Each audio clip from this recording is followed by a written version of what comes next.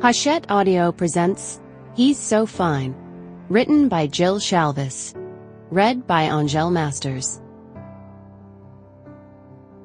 To Laura and Julie and Helen Kay for loving me through the writing of this one, despite the fact that I wasn't always lovable.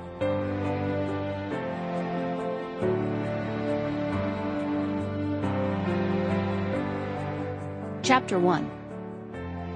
For a guy balancing his weight between the stern of his boat and the dock, thinking about sex instead of what he was doing was a real bonehead move. Cole Donovan was precariously perched on the balls of his feet above some seriously choppy, icy water, so concentrating would have been the smart move. But he had no smarts left, which was what happened when you hadn't had a good night's sleep in far too long. Your brain wandered into areas it shouldn't. Sex being one of those areas. He shook his head to clear it. It was way too early for those kinds of thoughts. Not quite dawn, and the sky was a brilliant kaleidoscope of purples and blues and reds. Cole worked with a flashlight between his teeth, his fingers threading new electrical wire through the running lights on the stern. He only had a couple of hours before a group of 8 was coming through for a tour of the area. That's what Cole and his 2 partners and best friends did. They hired out themselves and their 50-foot Wright sport boat, chartering deep-sea fishing, whale watching, scuba diving. If it could be done, they did it.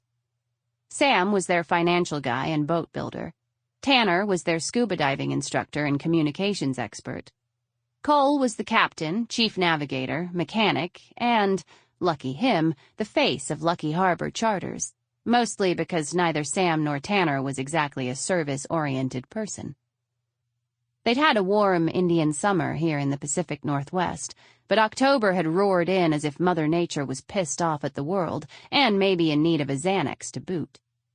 But business was still good, or it had been until last night. He and Tanner had taken a group of frat boys out, and one of the idiots had managed to kick in the lights running along the stern, destroying not only the casing but also the electrical. Cole could fix it. There was little he couldn't fix.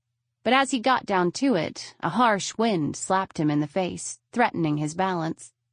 He kicked off the dock so that he was balanced entirely on the edge of the stern.